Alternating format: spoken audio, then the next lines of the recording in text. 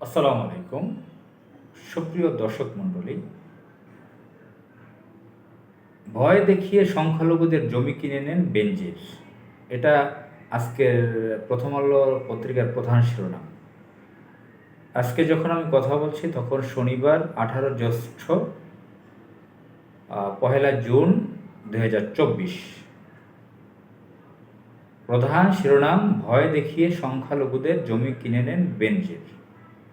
তো বেনজির আবার জুলফিকার আলী ভুট্টোর কন্যা বেনজির ভুট্টো নয়, এটা বেনজির আহমদ। গোপালগঞ্জ বাড়ি, আওয়ামী লীগের একজন ক্যাডার, একজন কিলার। সে আওয়ামী লীগের দুর্ধর্ষ একজন কিলার ছিল। সে পুলিশের আইজিপি পর্যন্ত ছিল, পুলিশ ইন্সপেক্টর ছিল, পুলিশ মহাপরিদর্শক। বাংলাদেশ বাংলাদেশ একটি দেশ, এই দেশের এই রাষ্ট্রের পুলিশের প্রধান তিনি ছিলেন। এর আগে র্যাব নামে একটি সংস্থা আছে, সেটার তিনি ডিজি ছিলেন, প্রধান ছিলেন।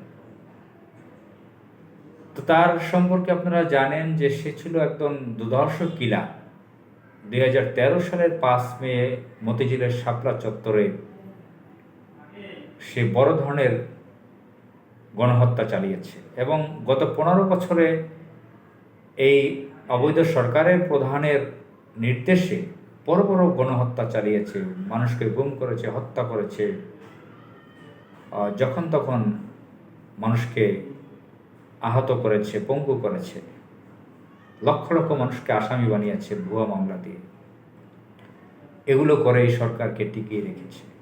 সেই বেনজিরকে যে কোনো কারণে, তাদের অভ্যন্তরীণ কারণে, এই অবৈধ সরকারের প্রধান যিনি মনে করছেন যে বেনজিরকে এখন খেয়ে দিতে হবে, তা সে টিস্যু পেপার তাকে দিয়ে আমি মুছে নিয়েছি, ময়লা পরিষ্কার করেছি, এখন তাকে ছুঁড়ে ফেলে দিতে হবে। তো এটা পৃথিবীর সকল কিলাররাই এই কাজটা করে। বড় বড় ডাকাত, সন্ত্রাসরা, যারা অবৈধ রাষ্ট্র ক্ষমতায় থাকে, পিছনের দিকে যদি যান ইতিহাসে, বিভিন্ন সম্রাট, রাজা, বাদশাহ, সুলতান, আমির, যারা রাষ্ট্র ক্ষমতা দখল করে অত্যাচার করেছে, অন্যায় করেছে, জুলুম করেছে, লুটতরাজ করেছে, তাদের সাঙ্গপাঙ্গদের যখন তখন খেয়ে ফেলে দিচ্ছে রাজত্ব টিকিয়ে রাখার জন্য। বাংলাদেশেও বড় বড় সন্ত্রাসীদেরকে দেখবে, তাদের নিজস্ব সহচর, সহকর্মী, নিজস্ব ক্যাডার, ঘরোয়া লোকজন যখন তখন তাদেরকে খেয়ে দেয় টিস্যু পেপারের মতন। এটা একটা সিস্টেম, এই চেইনই চলছে পৃথিবী। তো যাই হোক, এখন বেনজির আহমদ পুলিশের আইজি থাকা অবস্থায় আওয়ামী লীগের একজন মুখপাত্রের মতন কাজ করেছে। সে জামাত ইসলামের বিরুদ্ধে বড় বড় আক্রমণ করত।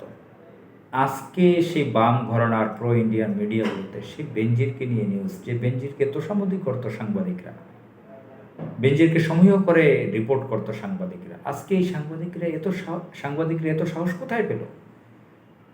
এরা কি এতদিন মঙ্গল গ্রহে ঘুমিয়েছিল? কোনো ডিপ ফ্রিজে ছিল চাঁদের দেশে? মাটির কয়েক হাজার কিলোমিটার নিচে কোনো সমুদ্রে তারা ঘুমেছিল? তারা কোথায় ছিল? তারা কি পৃথিবীতে ছিল না?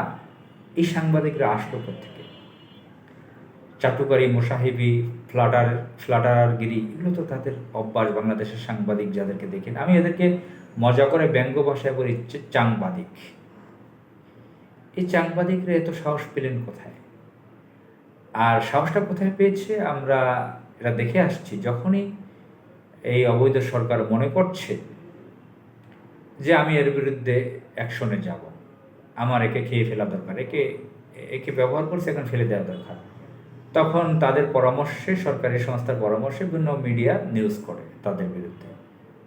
তখনই সেই সাংবাদিকরা সাহস পেয়ে যায়, দেখায় আমরা অনেক সাহসী। এখন বেনজিরকে নিয়ে, এই যে বেনজির গোপালগঞ্জে হিন্দুদের জমি জোর করে কিনে নিয়েছে অল্প পয়সায়, এখানে লিখেছে গোপালগঞ্জ সদর উপজেলার হিন্দু সম্প্রদায়ের মানুষের কাছ থেকে জোর করে জমি কিনে Savanna eco resort and natural park প্রতিষ্ঠা করেন সাবেক আইজিপি বেনজির আহমদ ও তার পরিবারের সদস্যরা। এই যে ভয় দেখিয়ে সংখ্যালঘুদের জমি কিনে নেন বেনজির, এখানে উপসনাম করেছে গোপালগঞ্জ ও মাদারীপুরে বেনজির পরিবার কিনেছে 598 বিঘা জমি। আইজিপি ও র্যাবের মহাপরিচালক থাকার সময় জমি কেনা হয়। বেনজির আহমদ দেশে নেই। 4 মে তিনি সিঙ্গাপুরে যান। আচ্ছা, আর একটা উপশিরোনাম হচ্ছে সাবেক আইজিপি বেনজির পরিবারের জমি কেনার কাজ করতেন এক পুলিশ কর্মকর্তা, রিসোর্ট তদারক করতেন র্যাব ও পুলিশ সদস্যরা। কিভাবে সরকারি সংস্থাগুলো জনগণের টাকায় বেতন পায়, ট্যাক্সের টাকায়, তারা কিভাবে সন্ত্রাসীপনা করেছে এক জায়গায় হয়ে দেখতে দেখতে পাচ্ছেন। আর আমাদের দেশে যে এই সাংবাদিক, যাদেরকে আপনারা সাংবাদিক বলেন, জার্নালিস্ট, তাদের সাহস দেখেছেন? তারা এখন কেন যারা অবৈধ সরকারের মন্ত্রী আছে, এই মন্ত্রীদেরকে যারা পেলে পুষে রাখছে যে সরকার প্রধান, এবং এখন যারা বিভিন্ন সংস্থার আছে, পুলিশ র্যাবে আছে, যারা সন্ত্রাসী করছে, নির্যাতন করছে বিরোধীদের উপরে, মিথ্যা মামলা দিচ্ছে, ঘুষ নিচ্ছে, জনগণের উপর টর্চার করছে, শত শত হাজার কোটি টাকার সম্পদ বিভিন্ন জায়গায় তারা জমা করেছে, লুটপাট করে, সন্ত্রাসী করে, পুলিশের লোকজন, ব্যুরোক্রেসিতে যারা আছে, আমলা, প্রশাসনে যারা আছে, তাদের ব্যাপারে কেন এখন নিউজ করতেছে না? সুতরাং বুঝতেই পারা যায় যে এই সাংবাদিক বা জার্নালিস্ট, আসলে এরা সুযোগ পেয়েছে এখন এই নিউজ করার। এমন না যে তারা আগে সাহস পাননি, অর্থাৎ তারা আগে করতে চেয়েছিল, করতে পারেননি, খুব ইচ্ছা ছিল। এখন দেখতেছে যে এই সরকার এদেরকে খেয়ে দিচ্ছে, এখন আমি রিপোর্ট করতে পারি, কোনো সমস্যা নেই।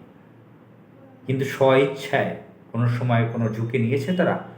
এক্সাম্পল হিসেবে দেখাতে চাই, 2010 সালের দিকে যতটুকু মনে পড়ে, দৈনিক আমার দেশ পত্রিকায় মাল্টিন্যাশনাল কোম্পানি সেভরন, আমেরিকান জ্বালানি বিষয়ক কোম্পানি, তেল গ্যাস কোম্পানি সেভরন থেকে বর্তমান সরকার প্রধানের পুত্র ঘুষ নিয়েছিল, সেটা নিয়ে সেরকম একটি রিপোর্ট করেছিল দৈনিক আমার দেশ পত্রিকা। এই সাহস কোন কোন পত্রিকার আছে যে এই ধরনের নিউজ করতে পারে? 2010 সালে তো এই সরকার ক্ষমতায় ছিল। এই ধরনের নিউজ করতে হবে, তাহলে বোঝা যাবে তোমরা